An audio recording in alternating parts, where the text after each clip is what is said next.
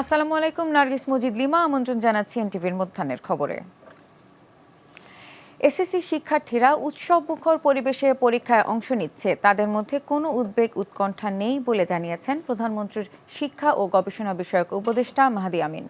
সকালে রাজধানীর ধানমন্ডিতে একটি পরীক্ষা কেন্দ্র পরিদর্শন করে একথা বলেন তিনি। বলেন, বিশ্বমানের শিক্ষা ব্যবস্থা গড়ে তুলতে সরকার বদ্ধপরিকর। শিক্ষার্থীদের উপর কোনো চাপ দিয়ে নয়, বরং তারা যেন আনন্দের সাথে শিখতে পারে সে পরিবেশ গড়ে তুলতে কাজ করে যাচ্ছে সরকার।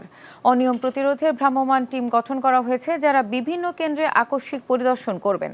কোনো অনিয়ম বা প্রশ্ন ফাঁসের প্রমাণ পাওয়া গেলে তাৎক্ষণিক ব্যবস্থা নেওয়ার নির্দেশ দেওয়া হয়েছে।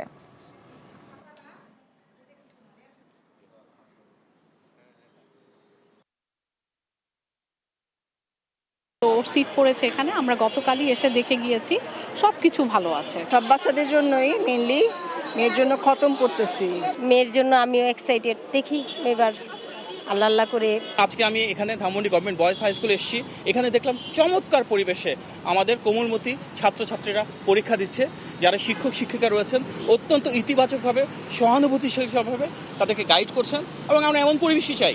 আগামী বাংলাদেশে আমরা চাই শিক্ষক, শিক্ষার্থী, অভিভাবক, সরকার সবাই মিলে কাঁধে কাঁধ মিলিয়ে এই দেশটাকে ইনশাল্লাহ গড়ে তুলব।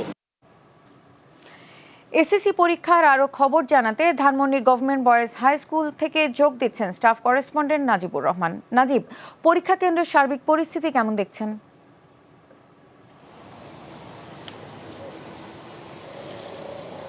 লিমা, আর মাত্র 1 ঘন্টা পরেই কিন্তু শিক্ষার্থীরা পরীক্ষা কেন্দ্র থেকে বেরোবেন। তাদের প্রথম পরীক্ষাটি শুরু হওয়ার প্রায় 2 ঘন্টা পেরিয়ে গেছেন। এখন পরীক্ষা কেন্দ্রের বাইরে আমরা অবস্থান করছি।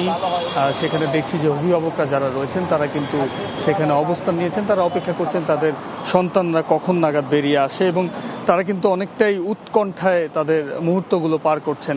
অনেকেই তারা বলছেন যে আসলে এই নির্বাচিত সরকারের আমলে প্রথম বোর্ড পরীক্ষা সেটি আসলে কেমন হয়, প্রশ্নের মান কেমন হয় সেটি নিয়ে তারা অনেকটাই উদ্বেগ উৎকণ্ঠা জানিয়েছেন। তবে তারা আশা করছেন যে সুন্দরভাবেই একটি উৎসবমুখর পরিবেশই তাদের সন্তানরা পরীক্ষায় অংশ নিচ্ছেন, এবং সেটি তারা প্রত্যাশা করছেন।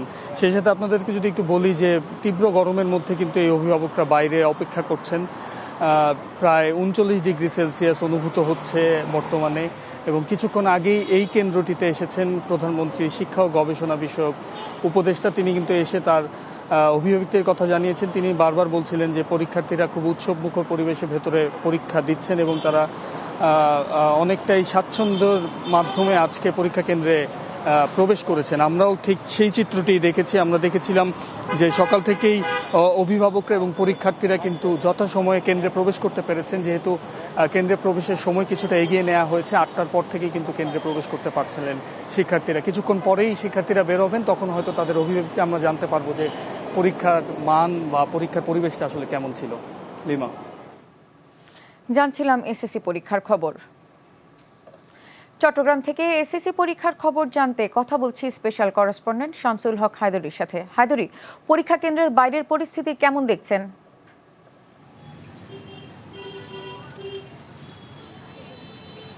হ্যাঁ, যে চট্টগ্রামে আপনি তো নিউজে বলেছেন যে এবার 1218টি কেন্দ্রে পরীক্ষা অনুষ্ঠিত হচ্ছে একযোগে।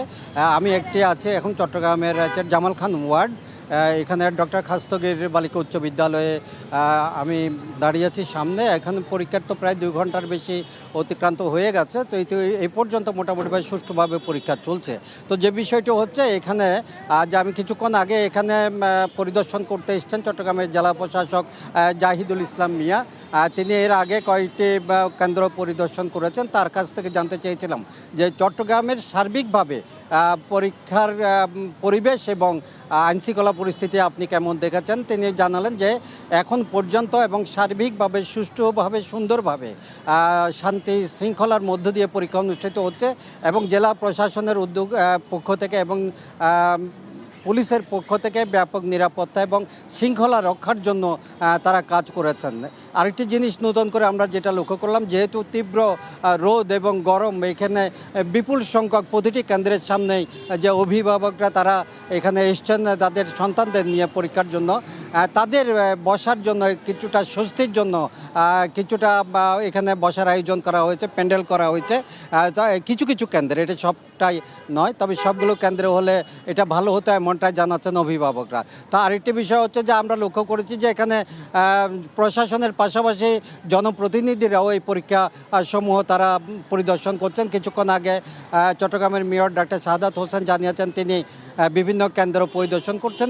এই মুহূর্তে তিনি চট্টগ্রাম মিউনিসিপ্যাল হাই স্কুল কেন্দ্রে আছেন, সেখানেও তিনি সার্বিকভাবে আমরা যেটা দেখলাম সেটা হচ্ছে যে এ পর্যন্ত কোনো অপ্রীতিকর ঘটনা কিংবা কোনো নকলের দায় অন্যান্য রকম কোনো অসুবিধা এখনো পর্যন্ত হয়নি। শিক্ষার্থীরা খুব শান্তিপূর্ণভাবে সুন্দরভাবে তাদের পরীক্ষা দিচ্ছেন। চট্টগ্রাম থেকে জানছিলাম এসএসসি পরীক্ষার খবর।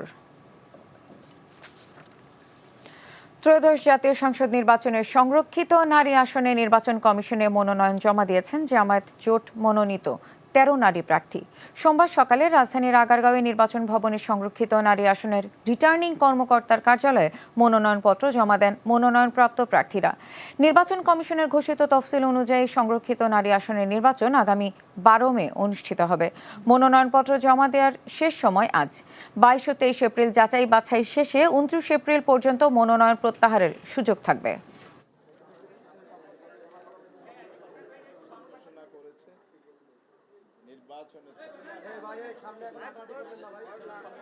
এই নির্বাচনটা হয়েছে জুলাই বিপ্লবের প্রেক্ষাপটে। রক্তাক্ত অভ্যুত্থানের উপর দাঁড়িয়ে আছে আজকে বাংলাদেশ এবং আজকের জাতীয় সংসদ। সেই জায়গায় আমরা দল এবং জোটের ঊর্ধ্বে উঠে শহীদ পরিবারদের প্রতিনিধিত্ব করার জন্য উত্তরায় যে শহীদ হয়েছিল শহীদ জাবের ইব্রাহিমের মাকে আমরা এখানে মনোনয়ন দিয়েছি। এখনো কাটেনি জ্বালানি তেল সংকট। দীর্ঘ সময় লাগছে তেল নিতে। রাজধানীর সেগুনবাগিচা এলাকায় আছেন সিনিয়র করেসপন্ডেন্ট আপেল শাহরিয়ার। সরাসরি যুক্ত হচ্ছি তার সাথে। আপেল, জ্বালানি তেলের দাম বৃদ্ধির পর ফিলিং স্টেশনগুলোতে এর প্রভাব কেমন দেখছেন? রাজধানীর বেশ কয়েকটি ফিলিং স্টেশন আমি ঘুরে দেখেছি। সেখানে দীর্ঘ যে সারি যানবাহনের সেটি লক্ষ্য করা গেছে এবং অনেক জায়গায় কিন্তু এখনও তেল দেওয়া শুরু হয়নি। আমি এখন মৎস্য ভবনের সামনে যে ফিলিং স্টেশন রয়েছে, রমনা ফিলিং স্টেশন, সেখানে কিছুক্ষণ আগে ডিপো থেকে তেল এসেছে, অথবা কিছুক্ষণের মধ্যে তেল দেওয়া শুরু হবে।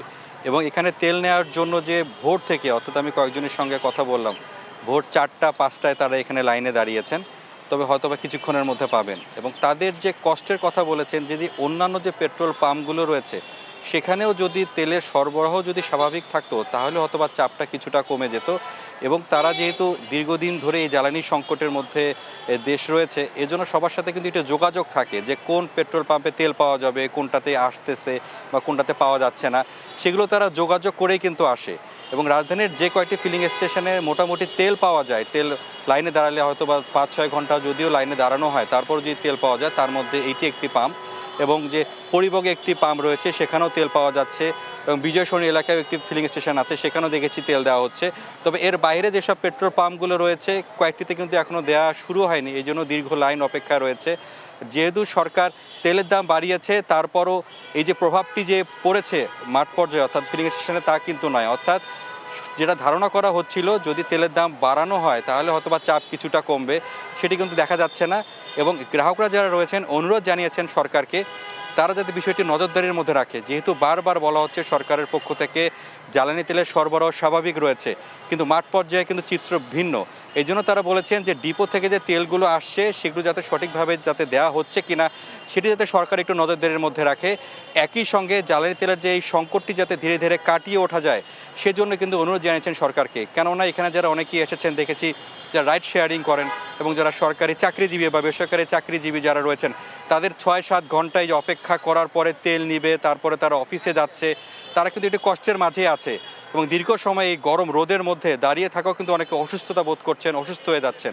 এই জন্য তারাও আশা করছেন সরকার যাতে তাদের এই ভোগান্তির কথাটি বিবেচনায় নিয়ে কিভাবে আসলে জ্বালানি তেলের সরবরাহটি স্বাভাবিক রাখা যায় সেই বিষয়টি যাতে নজর দেয় সরকার। জানছিলাম জ্বালানি তেলের সরবরাহ পরিস্থিতি। রাজধানীর মহাখালীতে ডিএনসিসি ডেডিকেটেড হাসপাতালে আছেন সিনিয়র করেসপন্ডেন্ট জাহিদ রহমান। সেখান থেকে হাম পরিস্থিতি জানাতে যুক্ত হচ্ছেন তিনি। জাহিদ, হামের সংক্রমণ ও চিকিৎসা নিয়ে সবশেষ কী খবর আছে আপনার কাছে?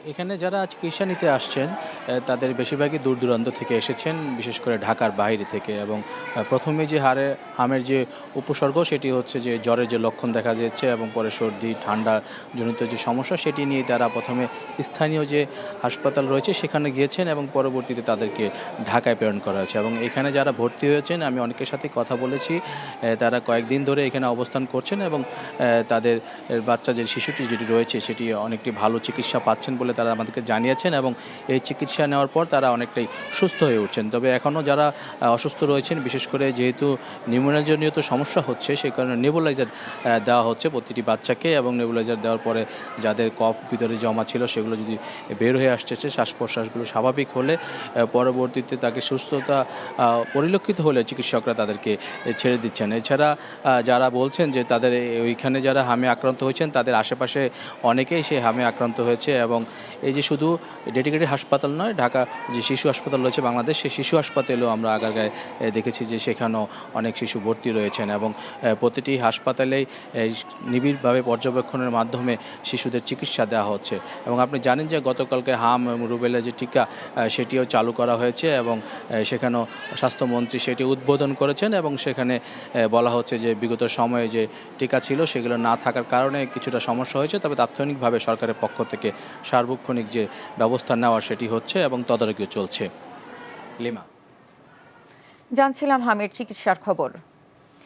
ভারত ও মিয়ানমারের সীমান্তবর্তী এলাকা হোমালিনে আজ 5.2 মাত্রার ভূমিকম্প হয়েছে। এই ভূমিকম্পের কম্পন অনুভূত হয়েছে বাংলাদেশেও। ভারতের উত্তর পূর্বাঞ্চলীয় রাজ্য মণিপুরের সঙ্গে মিয়ানমারের সাগাইং প্রদেশের সীমান্ত আছে। হোমালিন এলাকাটি সাগাইং প্রদেশের অন্তর্ভুক্ত।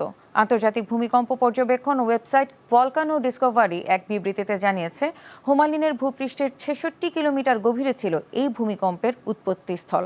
ভূপৃষ্ঠের মোটামুটি গভীরে হওয়ায় অনুভূত কম্পনের হার ছিল মৃদু।